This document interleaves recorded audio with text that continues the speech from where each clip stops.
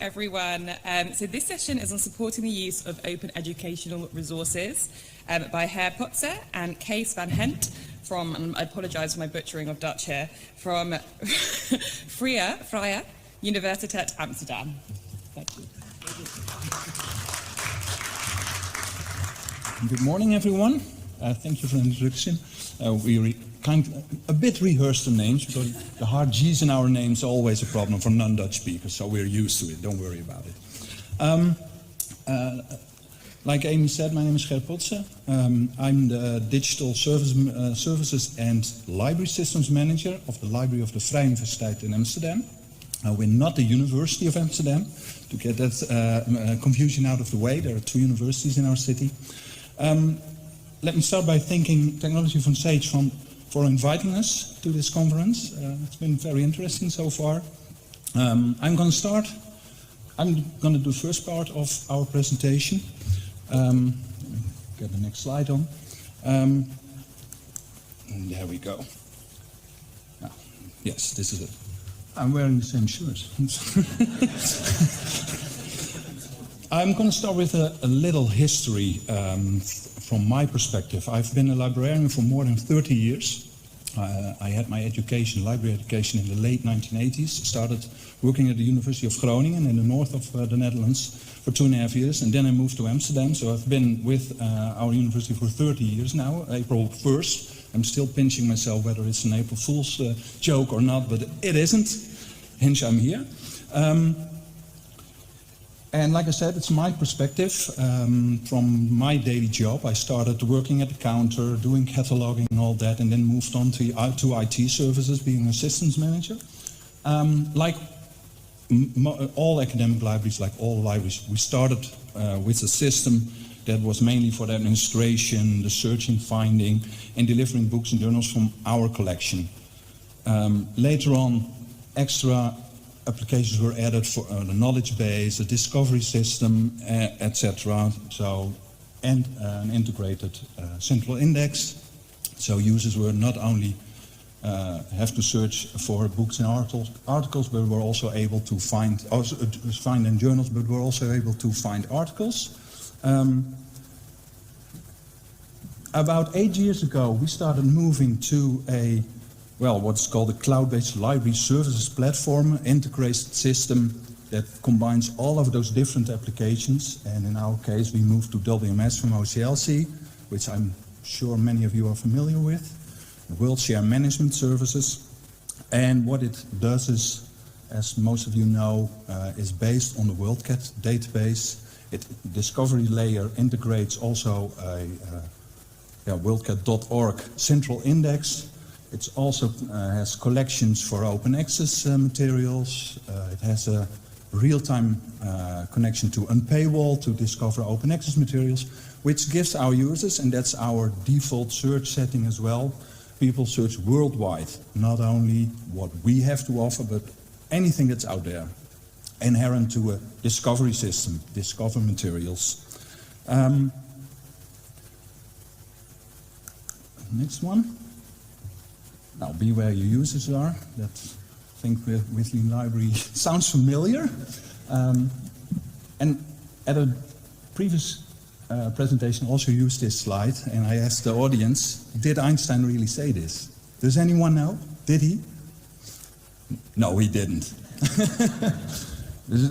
You find lots of memes like this on the internet that aren't simply true.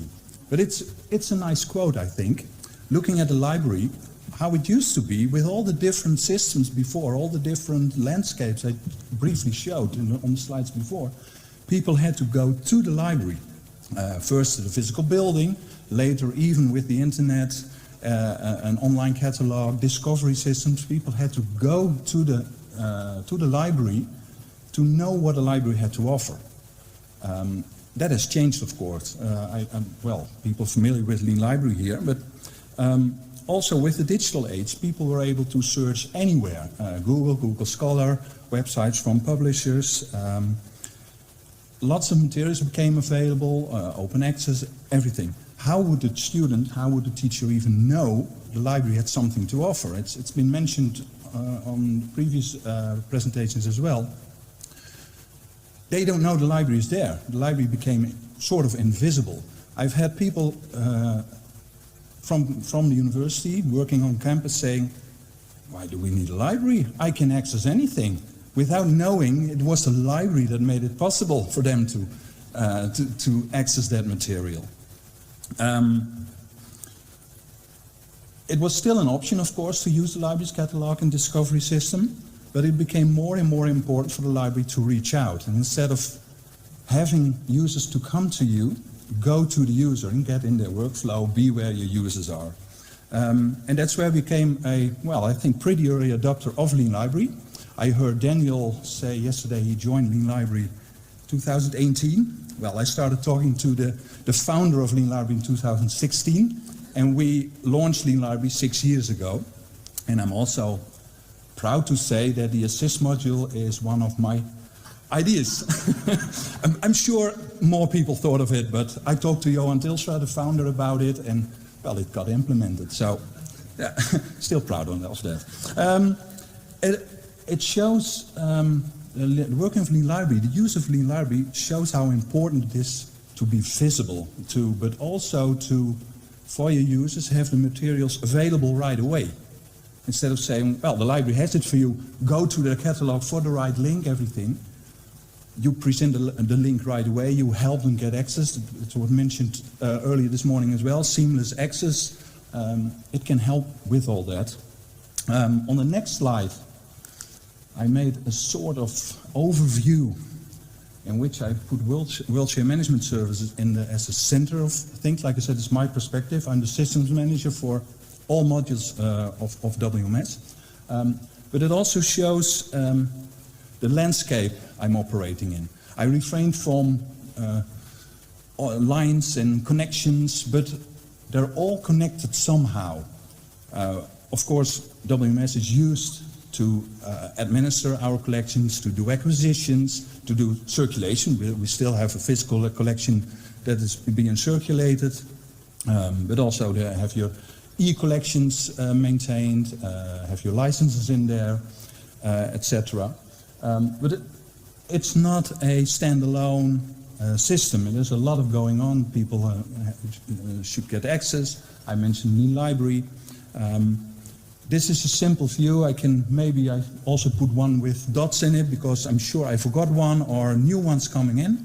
And that's something I'm always looking for. How can I connect to other systems and integrate with them? Integration is key, I think. Instead of duplicating your work and having to, well, when I started Lean Library, I had, well, about 450 URLs for the access module, and about a third of them I keyed in one by one, by hand, because it was new. We couldn't simply pull down a list. I had to check them. It gave me opportunity to learn how it works, what it does, how it responds when you get on a particular website.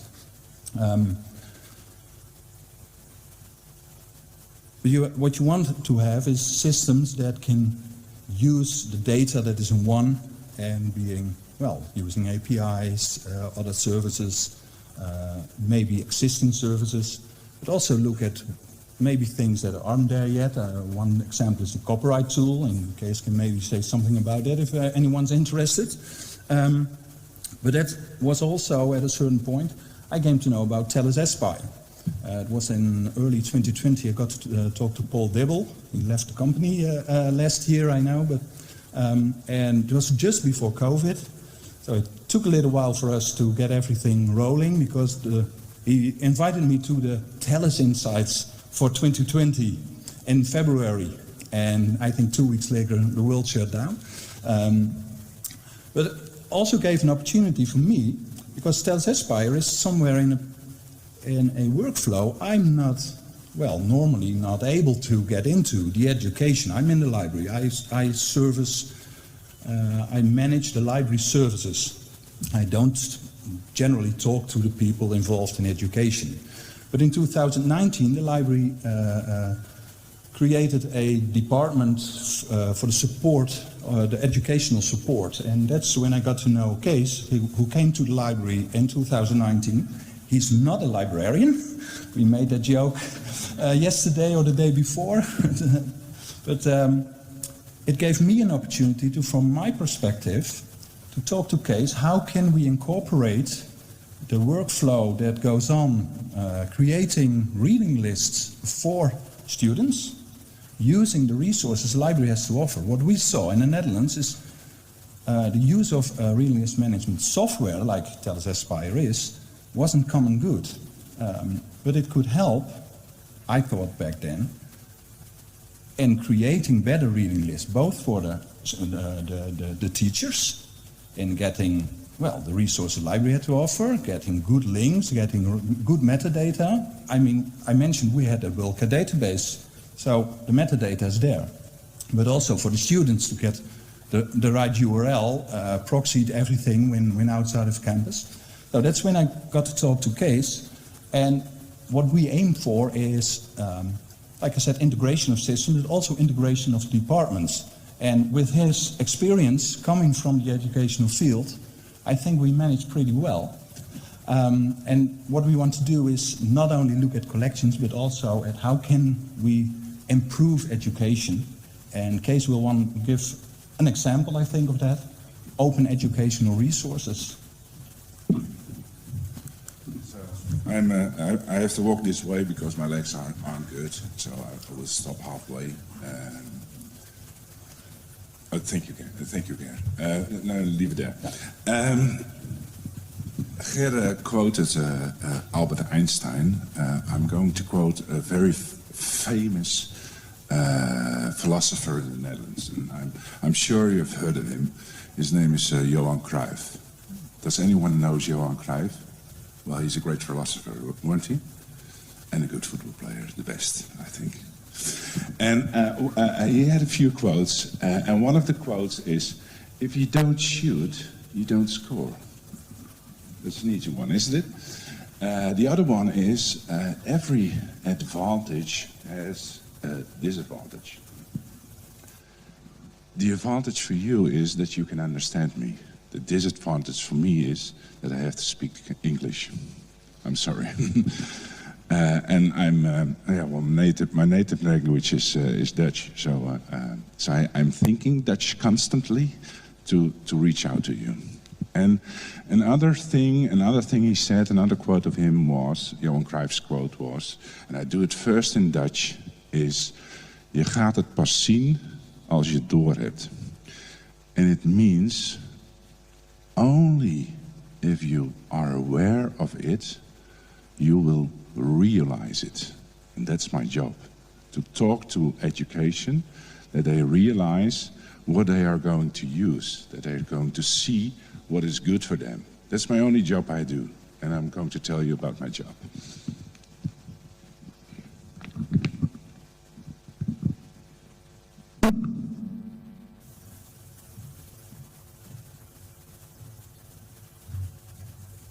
So I'm head of the educational department of the library. So not of the whole institution. Then I was not able to come here because they have to look at the Excel sheets and all that stuff. So this is the educational support department in the library of the Vrije Universiteit, and I think you're all familiar with this because you are all librarians. And what we do, we support. On reading lists, of course, we support on research data, but we also support on innovations. And I'm going to talk about innovations with you. This is what we have to do. We have to save. We have to save our content. We have to structure our content, and we have to share our content. And in that case, we are trying to tell the departments, the education, that they reuse and use their own materials, that they make it open for them. And well, there's a lot of things standing on this slide, but one of the most important thing for me is cost reduction, of course. And if you're talking to management, they listen to you when it's cost reduction. But if you talk to the education, all the other things are very important. I won't tell you about all those things because the slides are, I think, distributed after this. It's open. And everyone has doubts, and also about why reusing and why not, and all that stuff. And one of the most important thing is, of course, always time investment and what's in it for me. And then I'm going to talk about if you are aware of it, you're going to see it. You're going to realize it's why you have to do it. Yes, it's a lot of a time investment in when you start with it, but when you are having it, then and when you're sharing it, then you meet people who are who are having the same interests as you are, and you are having, and then you can create with them those things that are well, very important for education. There are also benefits for students. That's what I'm always telling as well. There are benefits for students. At the Vrije Universiteit, we are striving for this circle. We is me. I'm the one. I'm the one who's going to education. And in an ideal world, a lecturer is searching for content in his internet environment, in his browser. And in the ideal world, he's searching for it, or in the ideal world, he is already having it at his table. So when he's in his browser, the library pops up and gives him examples, gives him examples to use besides what he's already having, right? And then, Matt, you asked us yesterday, what do we need more as TfS Aspire? Let's ask me. And I will tell you what ask me is. We have a system which follows the logistics of education. So a program is built in December, for example, right? And in that program you need courses. In that program you need people. In that program you need schedules. In that program you need a study guide. In that study guide there's a part where mandatory content, mandatory literature is presented to students, so they know what they have to read or have to buy and all that stuff, all the mandatory things. And Ask Me is a system which provides the context for the logistics, right? And then suddenly, on a certain moment, a program director has to put into the system which literature is mandatory. If you connect that spot in that Ask Me application to WMS, there's always the right information about the literature. So I'm talking with Forsen. You knew them, you know them, to make this connection for us. So then we have a nice insight, a nice overview of the mandatory literature, and that we're going to transport to TfS Aspire. So in TfS Aspire, there's already the reader list of mandatory, and after and TfS Aspire is connected to Canvas, our VLE, and our VLE. It will be transferred to our VLE, and the lecturer will add other content via TfS Aspire to the VLE, so the student knows what to read and what to buy and all that stuff. In this part, this is all preparation, and then education will start, and the lecturer is adding more literature and more stuff to the education, and we are creating a copyright service. And the copyright services will look at the added content and will give the lecturer a warning if it is all right or is it not all right. But not the lecturer, but also the educational management, the library management. So we have a very good insight in what is happening in education. And when you're having a very good insight in what is happening in education, you can talk with them about recreating the content and make it open. And our goal is to stimulate the use of educational resources. Yesterday there was a presentation about repositories, open repositories. In the Netherlands we have one, EduSources. So if we can all connect this to each other, then with our goal in mind, we can stimulate educational resources, and we have a very better view on what in education is used. On top, of course, I have to talk to program managers, I have to talk to department heads. It reduces costs, it gives insights, it creates awareness, and it gives, again, insights on actual learning materials, and it gives insights on availability. And if this circle is round, if we are able to create this, I think a lot of copyrighted protected materials will be used on the right way, and there will not no one will be fined anymore. Right? How is that in? How are we going to monitoring this? We say to the we will say to the program managers, you're an Ask Me.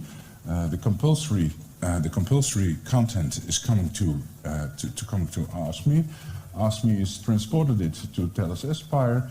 The compulsory content is published in the study guide, and when it's VLE, it's not LMS as librarians know it is. It's VLE, it's a virtual learning environment, and they are constantly communicating with each other and informing each other, and and we're monitoring from out of the copyright tool. That's what we do.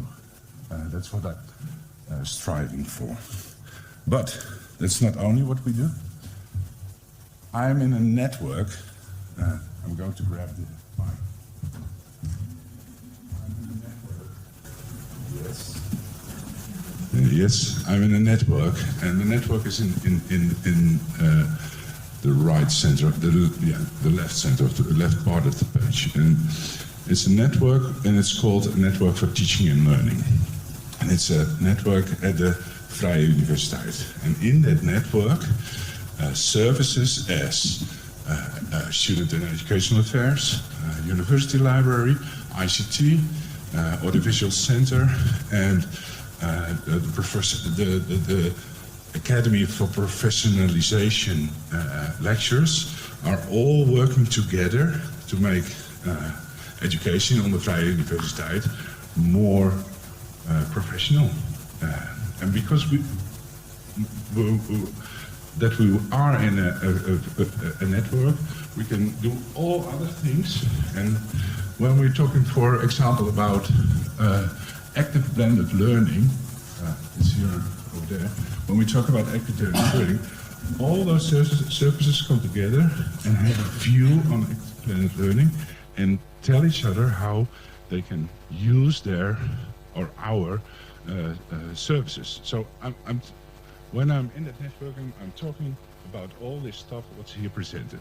So when we're talking about the Lightboard, what is in and what can the library add to it? What's in for the library and what can the library add to it and all that stuff.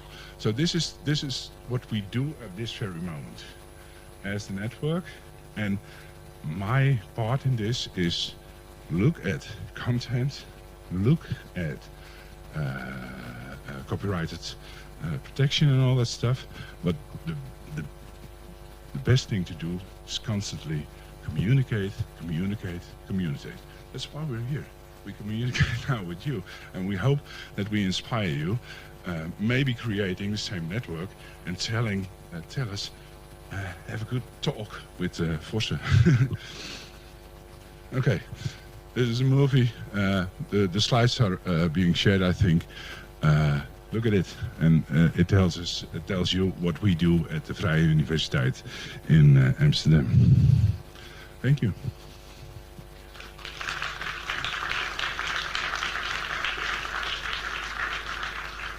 And if you want to know more about the copyright, I added 2 extra slides. Do you have some questions, ideas, or whatever? Are you throwing the dice?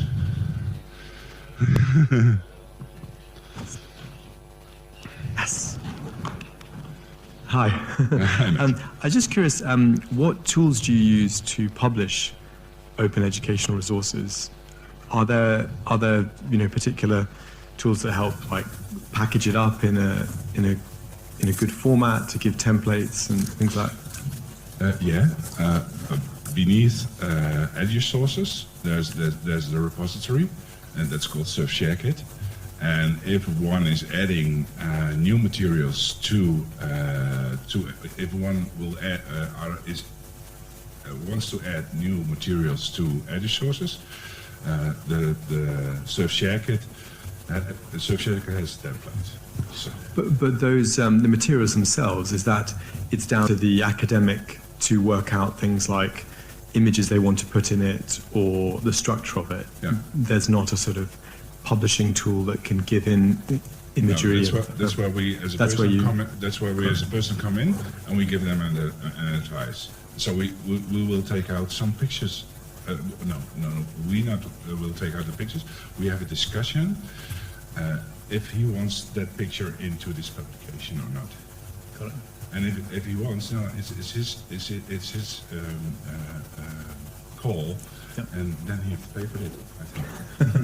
Thank you. And maybe we have more repositories where open education or open educational materials. Yeah, of course, there's an institutional repository, the academic output of our university, and the goal is open access, open access, open access. That's being harvested into WorldCat as well, so to make it more discoverable. Does this answer your question? Yes, it does. Perfect. If you throw it over your head, someone will... Shall I do that? It'll be like flowers at a wedding. Yeah, and they have to ask a question, I think.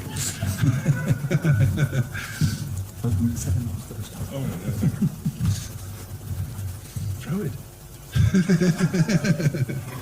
I will be here until tomorrow, so find me if you have any more questions. So he will leave him tonight, but I'm here tomorrow as well. So, was the disadvantage for me all right for you as an advantage? Okay, thank you. Thank you.